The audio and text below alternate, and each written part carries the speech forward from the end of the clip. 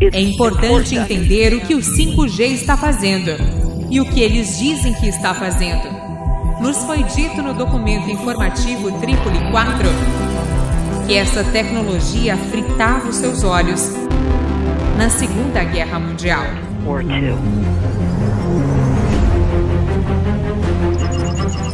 Todos precisam entender que essas são armas militares. São frequências de assalto.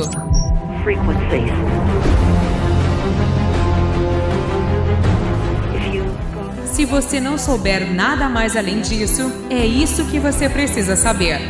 É radiação por micro-ondas, com certeza.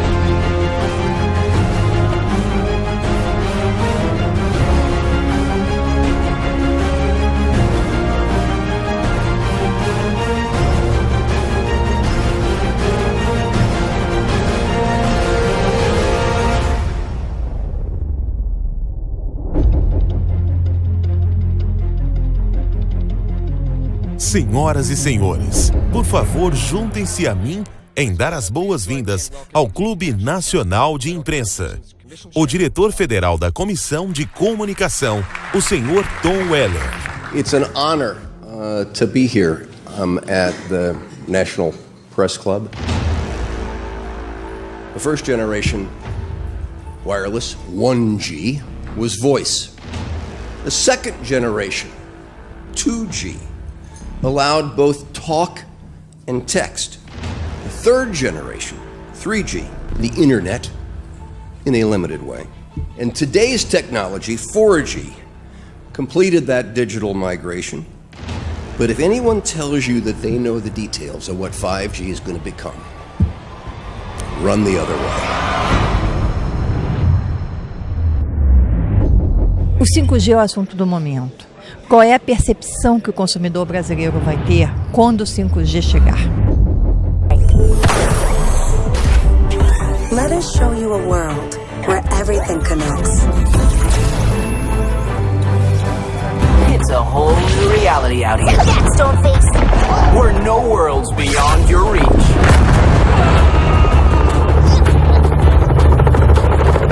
Want to take your business to the stars? Hi, I'm Brad. And just look at our fully automated logistics system at work.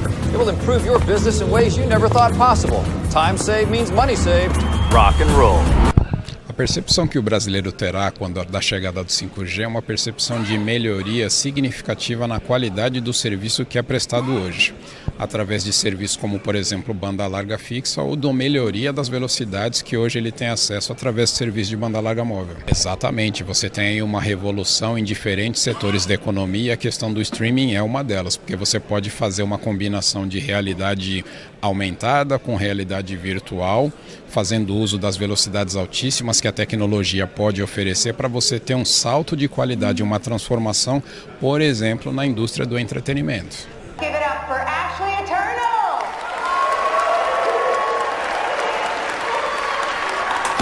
See me dancing on the stage.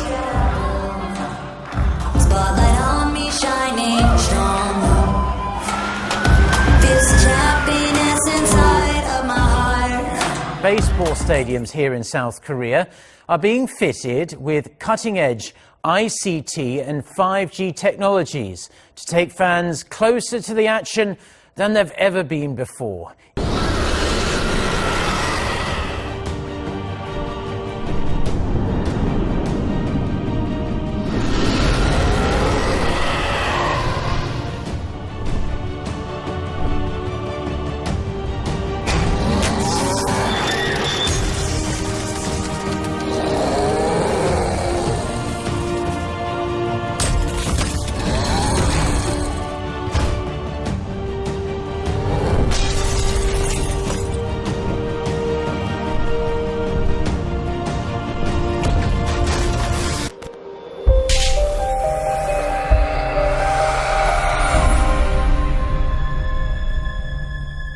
There's a lot of confusion about what 5G is. The G stands for generation. So you started off with the first transmitter system. Back in the 1980s. In the 80s, yeah. So you had 1G, then you had 2G. And as the generations moved on, you started to see more complex signal systems, cleverer pieces of antenna designs, etc., etc. So the whole thing became more data, quicker downloads, etc., etc. However, 5G is something completely different. There's no doubt now that electric waves, electromagnetic forces cause direct biological effects. There's thousands of peer-reviewed papers on this subject. There's no doubt about it. But what are these effects? How are they affecting us? What can we do about it? We're now at a stage where we're putting in what's called 5G, which is a special type of broadcast for high-density information transfers. And it turns out that this is the same frequency bands that are used in crowd dispersal weaponry.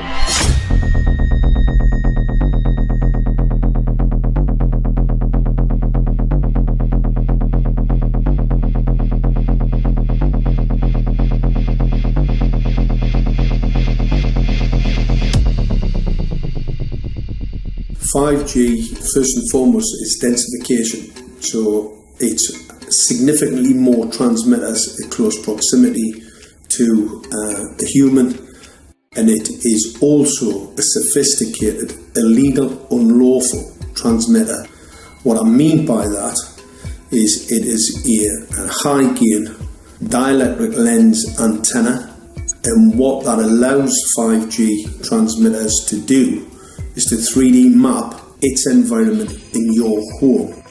The 868 megahertz frequency is specific for battlefield interrogation systems, so sub-gigahertz. It allows the signal to travel through concrete brickwork with ease, and it can actually data gather. It is a target acquiring system. It is extremely good at identifying targets and being able to lock onto targets.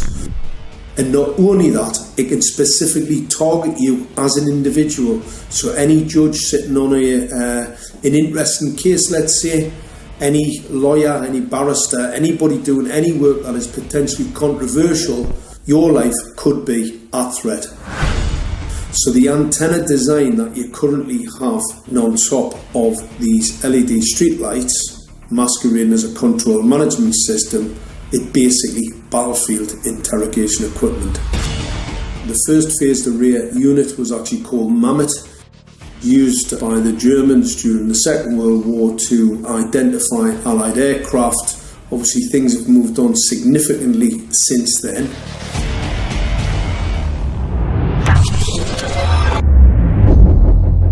A tecnologia 5G já está próxima de se tornar realidade. Mas para que ela seja implementada no Brasil, é preciso ter um ambiente adequado. Em Brasília, especialistas do setor e representantes do governo debatem os próximos passos da tecnologia. O 5G é a última evolução tecnológica das telecomunicações. Ele é muito mais do que a telefonia móvel. Ele é uma nova tecnologia, é uma nova forma de se fazer telecomunicações. Os chineses comemoram hoje uma vitória significativa na guerra do século XXI, que é travada no campo tecnológico. A Rússia anunciou nesta quinta-feira um acordo com a gigante das telecomunicações, a Huawei, para a implementação da rede 5G de telefonia celular no país. A companhia chinesa tem sido duramente atacada pelos Estados Unidos nos últimos meses. Olhe para a situação da Huawei e tentativas sem cerimônias de excluí-la do mercado internacional. Isto já é chamado em alguns meios de comunicação de primeira guerra tecnológica da época digital, que começa agora. O presidente Xi Jinping afirmou que a China está disposta a compartilhar a tecnologia 5G com todos os sócios. A Huawei está em situação delicada desde que o presidente americano Donald Trump proibiu em maio que as empresas do país vendam material para o grupo chinês. There are dozens and dozens of studies that show beyond any doubt what this radiation is doing to our sperm. Now, if you take the cell phone out of your pocket, the sperm will recuperate within 3 to 4 months. What would not recuperate would be the damage to the DNA of the sperm. That is irreparable. The wife of the ex-governor of Indiana was diagnosed with glioblastoma. Same brain tumor Ted Kennedy had and John McCain had. Did you look at John McCain's scar? This is a cell phone brain tumor. LeBron James, one of our sports people, had a salivary gland tumor. That is another cell phone tumor. You didn't hear about it because immediately after that was discovered, he was paid by Samsung to become their spokesperson. We are seeing increases in brain tumors.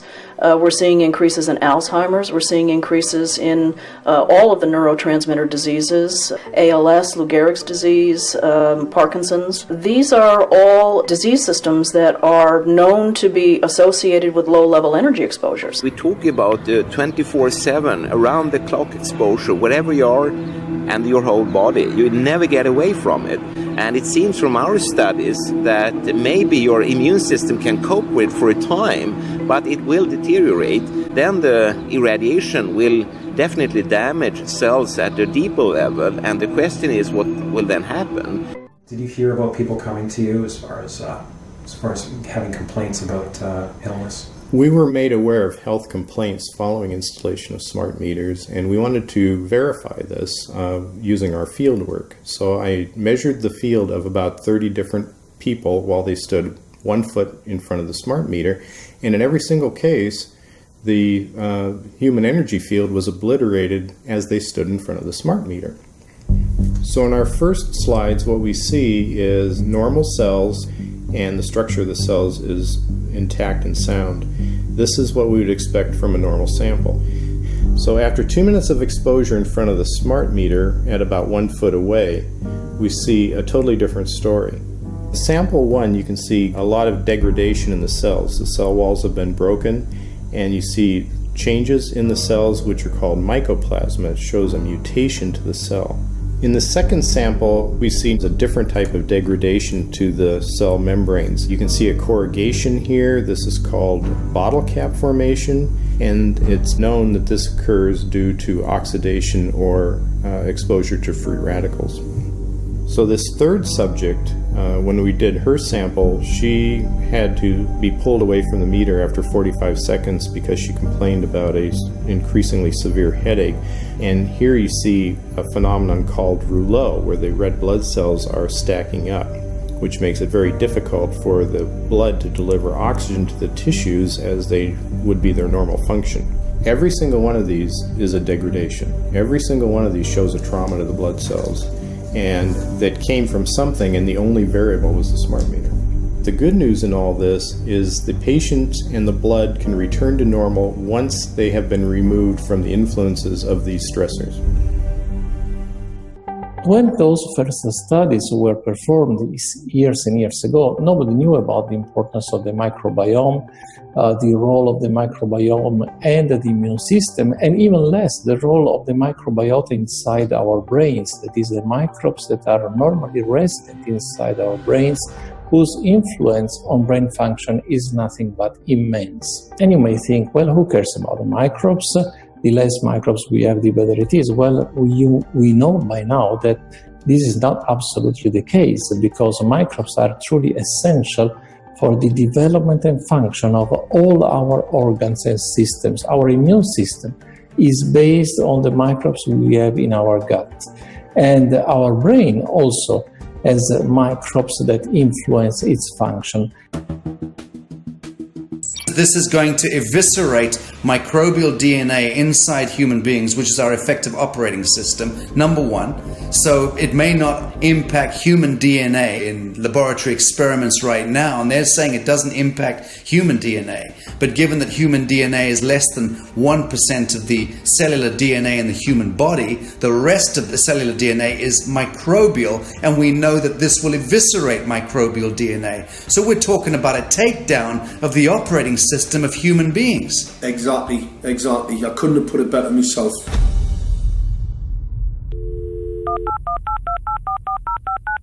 John Brandt. Good morning, Mr. Brandt. Wow, this is Amanda from Virginia. Hi, how are you? Hi, I've been trying to get a hold of you for months now. You guys are covering up chemtrails. No, we are not covering it. We have no reason to cover up chemtrails. Of course, you have every reason to cover it up. Every reason. It's called losing your job. What reasons would that be? Oh, well, you personally, you would lose your job if you were to reveal anything to me, and it's probably unsafe for you to even be speaking about this, considering the types of individuals you work for. It's not unsafe. It is unsafe. There's no problem with us talking on, you're a citizen, you're making a complaint. Oh, Lord have mercy on my soul. It's a complaint in an area that we don't have authority to regulate.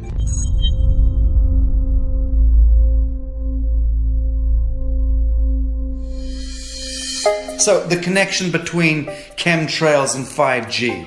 It's all interconnected. The metallized particulates that would allow the 5G phased array, so basically the radar, it would allow it to be able to identify you, so it can watch you, it can identify you in your own home 24 hours a day, 7 days a week. For the last X amount of years, we've been through chemtrailing, and that is now the cat is out of the box. We've had these nanoparticulates raining down on humanity for years now, impregnating our bodies, by best account staying inside our bodies. Those nanoparticulates, what you're saying, are building up a kind of a phosphorescence glow capability so that we can be flagged up in our homes, behind concrete and steel, inside bunkers, in the basement, doesn't matter where you are. The 5G will be able to now triangulate, map and read you, because you as a living being are impregnated with these nanoparticulates, which are acting as a kind of transmission and reception technology. It's exactly, absolutely exactly.